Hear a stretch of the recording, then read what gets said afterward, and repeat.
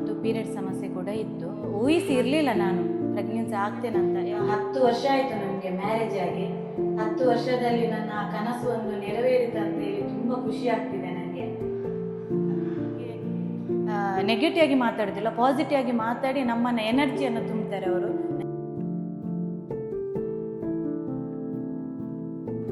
ನಮಸ್ತೆ, ನಾನು ಉಪ್ಪಿನಂಗಡಿ ಊರಿನವಳು.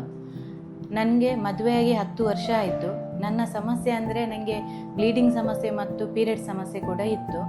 ಹಾಗಾಗಿ ನಾನು ಹೊರಗಡೆ ಎಲ್ಲೂ ಟ್ರೀಟ್ಮೆಂಟ್ ಮಾಡಿದರೂ ಕೂಡ ನನಗೆ ಅಲ್ಲಿ ಸಕ್ಸಸ್ಫುಲ್ ಅಂತ ಎಲ್ಲೂ ಕಾಣಲಿಲ್ಲ.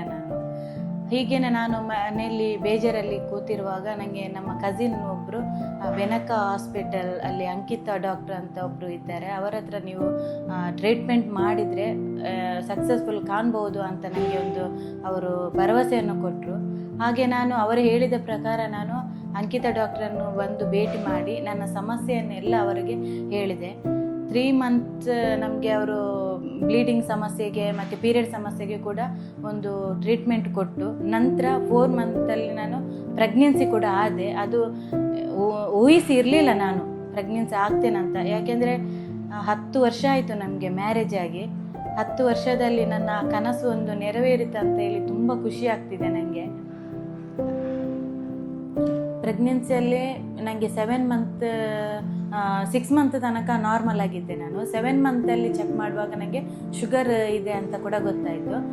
ಅದಕ್ಕೆ ಕೂಡ ಟ್ರೀಟ್ಮೆಂಟ್ ಕೂಡ ನನಗೆ ಒಳ್ಳೆ ರೀತಿಯಲ್ಲಿ ಅವರು ಕೊಟ್ಟರು. ಅದು ಕೂಡ ಕರೆಕ್ಟ್ ಆಗಿ ನಾನು ಈಗ ಹೆಣ್ಣು ಮಗಿಗೆ ಒಂದು ಜನ್ಮವನ್ನು ಕೊಟ್ಟಿದ್ದೇನೆ. ಮನೆಯಲ್ಲಿ ಕೂಡ ಎಲ್ಲರಿಗೂ ತುಂಬ ಖುಷಿಯಾಗಿದೆ. ನಾನು ಊಹಿಸಿರಲಿಲ್ಲ ಇಲ್ಲಿ ಬಂದು ನಾನೊಂದು ಪ್ರೆಗ್ನೆನ್ಸಿ ಆಗ್ತೇನೆ, ಒಂದು ಹೆಣ್ಣು ಮಗುವಿಗೆ ನಾನು ಒಂದು ಜನ್ಮವನ್ನು ನೀಡ್ತೇನೆ ಅಂತ ಊಹಿಸಿರಲಿಲ್ಲ. ನನ್ನ ಕನಸು ನನಸಾಗಲಿಕ್ಕೆ ಈ ಬೆನಕ ಹಾಸ್ಪಿಟಲ್ ಕಾರಣ ಅಂತ ಹೇಳಲಿಕ್ಕೆ ನಾನು ತುಂಬ ಖುಷಿ ಪಡ್ತೇನೆ.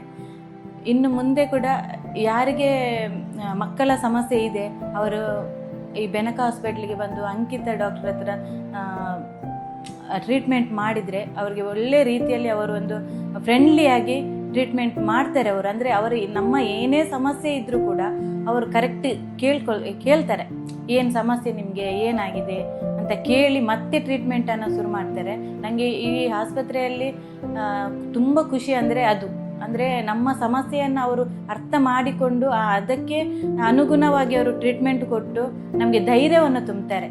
ಅಂದರೆ ಇಷ್ಟು ವರ್ಷ ನಿಮಗೆ ಮಕ್ಕಳಾಗಲಿಲ್ಲ ಅಂತ ಹೇಳಿ ಅವರು ಏನಾದರೂ ನಮಗೆ ಪಾಸಿಟಿವ್ ಆಗಿ ನೆಗೆಟಿವ್ ಆಗಿ ಮಾತಾಡೋದಿಲ್ಲ, ಪಾಸಿಟಿವ್ ಆಗಿ ಮಾತಾಡಿ ನಮ್ಮನ್ನು ಎನರ್ಜಿಯನ್ನು ತುಂಬ್ತಾರೆ ಅವರು. ನನಗೆ ತುಂಬ ಇಷ್ಟ ಆಯಿತು. ಮತ್ತು ಇಲ್ಲಿ ನರ್ಸ್ ಕೂಡ ಹಾಗೇನೆ, ಅವರು ಭೇದ ಭಾವ ಎಲ್ಲ ಮಾಡೋದಿಲ್ಲ, ಫ್ರೆಂಡ್ಲಿಯಾಗಿ ಎಲ್ಲರನ್ನು ಕೂಡ ಪೇಷಂಟ್ನ ನೋಡ್ಕೊಳ್ತಾರೆ ಅಂತ ಹೇಳಲಿಕ್ಕೆ ಇಷ್ಟಪಡ್ತೇನೆ.